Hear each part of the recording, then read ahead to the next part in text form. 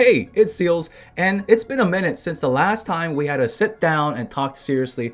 Well, we try to be serious. I mean, it's really hard with just the way she looks, but it's been a minute since the last time we talked about Ganyu, so I just wanted to catch you guys up about her and some things that you need to know because whew, she is less than a week away. I cannot believe it, but okay, let's just calm down. So we're gonna be talking about Ganyu, things to know, as well as Xiao. This is the first time I'm going to be talking about him, not because I didn't want to like hype him up. Xiao has already been hyped even before the game launched on the global servers September 28th. The reason why I waited was to see if MiHoYo was going to change a thing or two about Xiao before, like his entire toolkit, because the last time I saw him was in closed beta 2, and I just wanted to see if they're going to take out his plunge attack or transform it into something else, because after closed beta 3 and right before launch, they added in plunge attacks. I was like, wait, Xiao's special little thing, is it going to be complete? Anyways, play the fucking intro.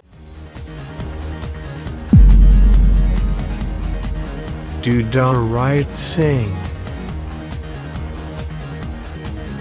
Alright everybody, so before we talk about these two characters, if you're a free to play, I understand. I have almost 50,000 nerds up on my Discord, which you should join. By the way, shameless plug. But yes, people are saying they want Ganyu. She is just aesthetically awesome. They want her, but you know, they're a loyal fan of Xiao, for example, and they just have to skip Ganyu. Now, as a free-to-play, that is a thing that you need to think about, and I just want to help you guys a little bit with that. First of all, you may have heard this, but it's true. There's no content right now that you particularly need either Ganyu or Xiao. Depending on what you have, the rest of your team, and how you have built them, sure, you can fit one or the other with less investment. It's going to be a case-by-case scenario depending on the characters that you have access to as well as your weapons. What I'm trying to say here is that you can make both of them work. So you got to think about their play styles. Ganyu, you'll be using a lot of charged attacks because the subsequent one will be buffed. We'll be talking about that. Her alt elemental skill, very important as well, especially with constellations. And Xiao, mostly just in their face, just zip zapping around like Raiden, you know, just dashing forward. And I love his ult because it's pretty different from other characters. It's not straight up damage. I'm sure you guys know by now, but it pretty much changes his playstyle. He has a different mode. And when a game only has a couple of buttons, couple of skills, when you can transform a character into a different playstyle, that is very welcoming and refreshing. So you got to think about that. Also, of course, aesthetically, are you into cute husbandos? Are you into Xiao's eyes, his hair, his tattoo, or his mask? Aesthetically, is that better for you? Or are you just a simple shrimp like me? And yeah, high heels and thighs equals win. So those are some of the things that you need to consider, because, well, this is not 100%, but you know, they can line up back to back. Next is going to be Ganyu, and 3 weeks after, is it going to be Xiao? Once again, we don't have 100%, but it can happen, so we got to plan ahead, including myself, because I don't think I can Constellation 6 both of them. And the reason why I'm saying Constellation 6 is because I'm a shrimp, and also because their constellations, let's just be a buck 50, 100% honest here, the constellations are pretty damn strong. Let's get to the meat of the discussion.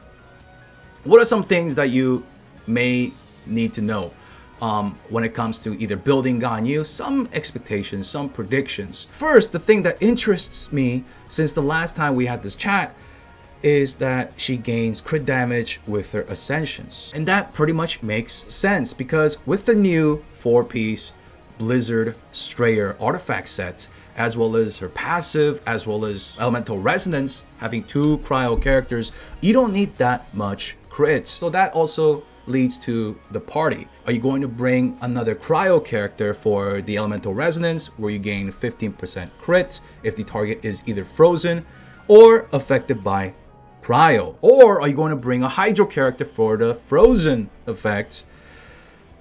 Well, I guess you can bring an extra cryo and a hydro character as well. And remember when I talked about her playstyle, she'll be using a lot of charged attacks, and that's because after her first charged level 2, I'm just gonna call it Frost Flake Arrow, after firing off the first one, the subsequent one is going to have 20% more crit to the Frost Flake arrow. Not only just the arrow, but the bloom as well for the subsequent one, 20% extra crit for 5 seconds. So you gotta think about that small window to get off another charged attack level 2 Frost Flake arrow. So with the new cryo artifact set, as well as Ganyu's passives, and with the rest of your team, whether you bring another cryo for the elemental resonance buff, or you bring a hydro character for freeze, or I guess you could bring both, this for me opens the door for more crit damage heavy and attack heavy gearing.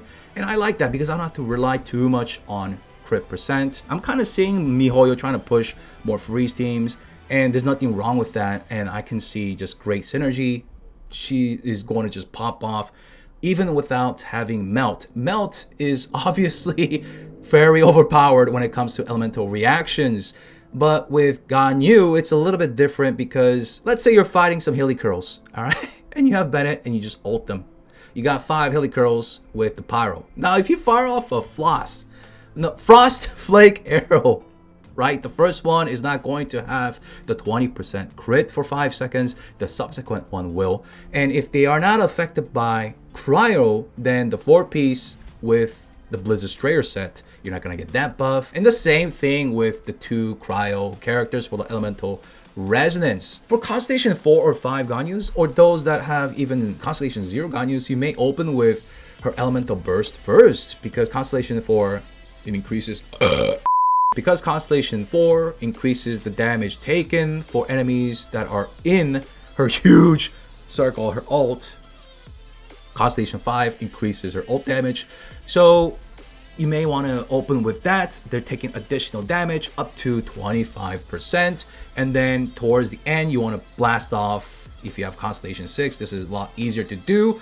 Blast off for Frost Flake arrows. Weaving in melt here and there, it's possible. It's going to be great, but it's not very reliable thing. And with their passive talents as well as the constellations, I kind of see how MiHoYo is trying to like balance away from relying on melt and just trying to make them powerful on their own, relying on their passives and the new artifact set, and incorporating another cryo or hydro or both will also bring a huge amount of damage. Everything is just, I don't know, it just feels so smooth.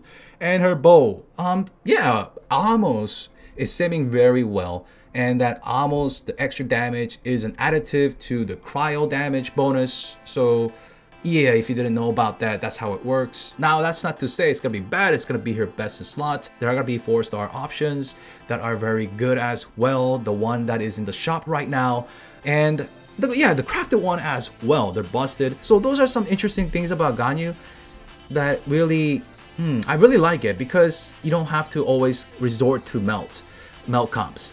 I can just go with something fun like freeze, try that out, and I'll be rewarded. And while her elemental skill, the cooldown has been lowered to 10 seconds from 12 seconds, that is pretty good for the free-to-play players that are going for Ganyu, as well as ult being 60 energy, that is awesome as well.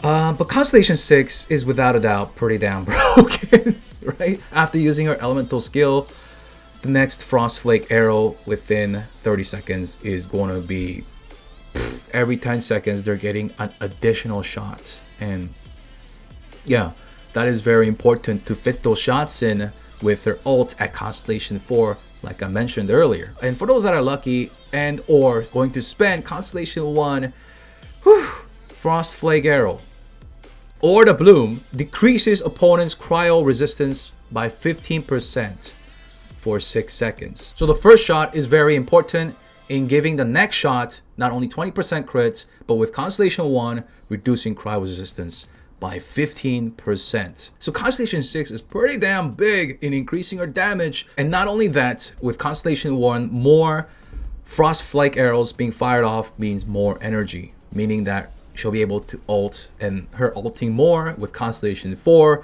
increases their damage taken if they're standing in that shit. If they're standing in her ult, up to 25% extra damage taken. You see how everything is just working just so well together. Her passives as well as her constellations all tied in are very, very strong. And we didn't even talk about her Ascension 4 passive talent. Celestial Shower grants 20% cryo damage bonus if you're standing within, if her party members are standing within her elemental burst.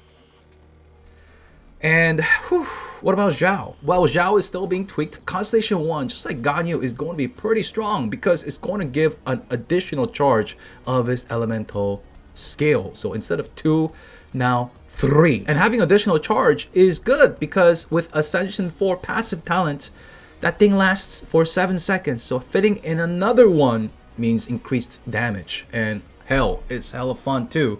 Being able to spam it, being able to press more keys is a little bit more fun and feels more rewarding. Well, at least in my opinion. Now that we talked about his Ascension 4 passive talent, we gotta talk about his Constellation 6 like we did with Ganyu. When you hit at least 2 opponents with his plunging attack, it's gonna give him another elemental skill charge.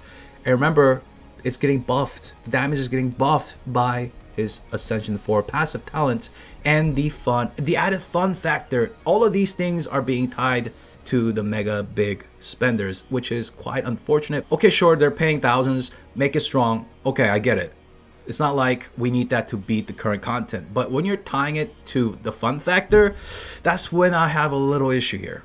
It is as it is. Let me continue, and for the next 1 second, he may use his elemental skill while ignoring its cooldown. So it just becomes a spam fest. It becomes fun. Anyways, ladies and gents, the time to decide is coming. Who are you going to decide upon?